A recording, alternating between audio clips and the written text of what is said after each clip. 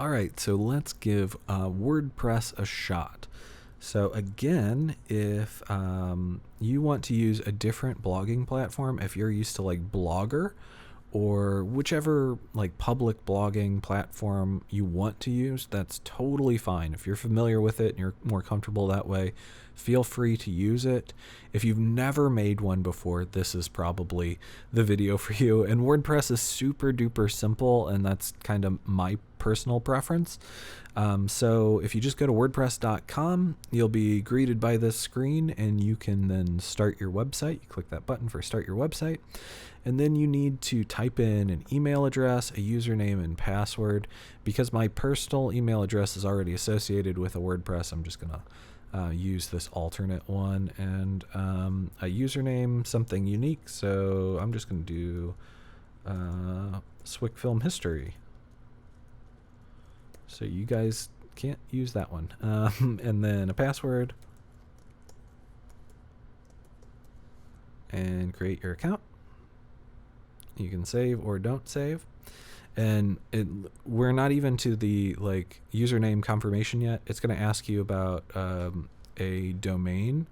And if we just type something in that's kind of unique, Swick Film History, maybe there's one for that.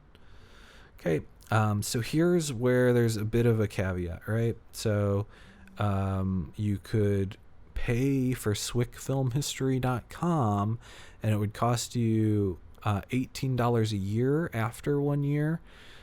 So you would have to enter your like credit card information and stuff to get it, and they're just kind of banking on either you keep this website or kind of forget about the website, and then they can start charging you. But if you look down just a little bit, you'll see swickfilmhistory.wordpress.com, and that is completely free. If you select this one, it's never going to charge you anything. It's not going to ask you for credit card info or anything like that. And that's kind of what we want, right? Just to kind of keep everything totally free. Now, step 3 of 3 also throws you for maybe a bit of a loop where it's like you need to pay per month for this website, but really this is about like keeping ads off of your website, which we also shouldn't care too much about. If you want this to be like a website that has followers and stuff, you're certainly free to pay monthly for these things. But at the very top here, you see in the fine print, you can start with a free site. So the free site is just free. So they try to not necessarily trick you, but lead you towards the paid options. Instead, if you get through this at this point, you know, now everything is totally free for you. You have your website, you have your domain, and you're ready to start going. So to start typing for like a blog entry, right at the top right where it says write with a little plus icon, you can click that, and maybe it'll go. There we go. So it has some help info here, just like how you do some stuff, how you add and edit your content, and how you preview, and then how you publish. I think it said how you publish, but I'll show you how to do that. So here's your title for, it's trying. My computer is doing my best. So there we go. So if you just click the add title area, I can just maybe write film history entry 1.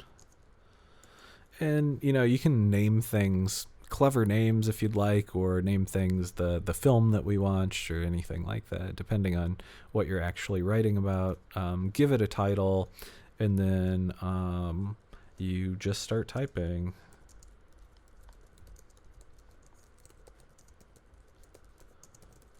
Okay. And you write out your 2 pages this way. This font is great. I like this font. It's nice and clean and easy to read. Remember, 2 pages is what we want. 2 pages double spaced. If you keep it single spaced, that's fine. So if I just keep typing, I'm just gonna copy paste.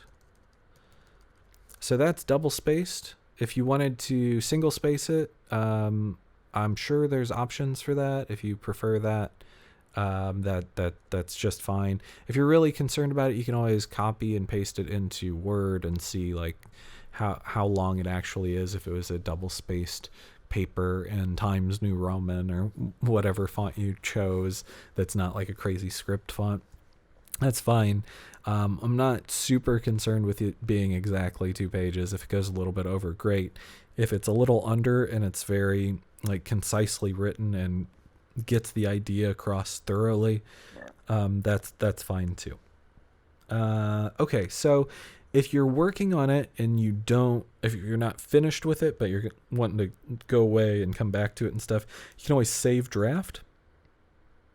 And this is saved to the cloud. You can access it from any computer, potentially your phone as well. I know that there's a WordPress app and stuff. It is a little bit different in terms of its layout.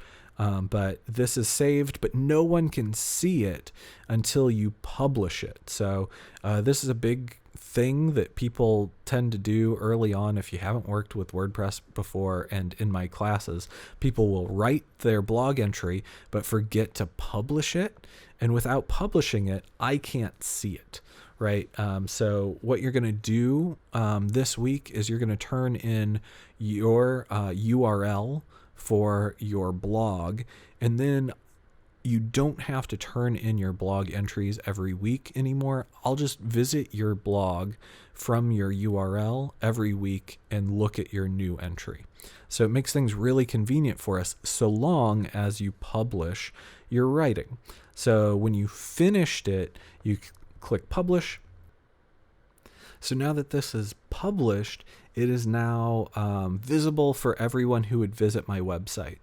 That said, my website hasn't quite been launched yet. You have to launch your website, and then after it's launched, it's just launched. It's out there, and from there, people can look at all of your blog entries. So there's a little button up here that says launch.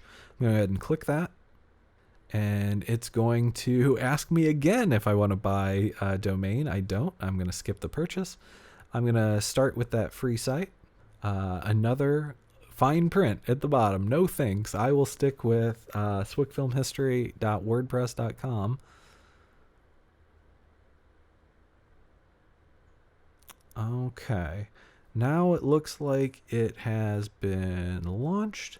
You launched your website, and we have one of our blog entries published. So if I go to swickfilmhistory.wordpress.com now, I should see blog.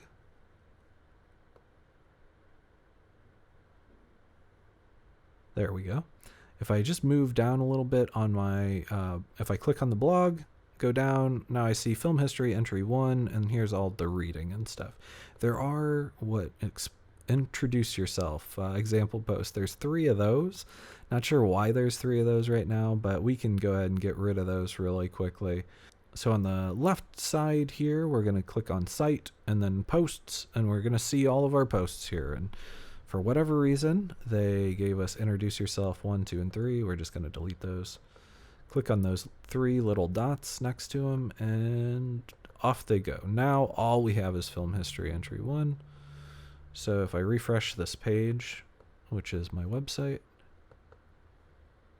and if I went to blog, I would see film history 1, and if it's really long, I can continue reading. So this is like the user view of your website. So it's that easy if you want to keep things really simple. That said, you can change this stuff up. You can make your website look like a really nice website. So if you want to do things like that, we can go to design and customize.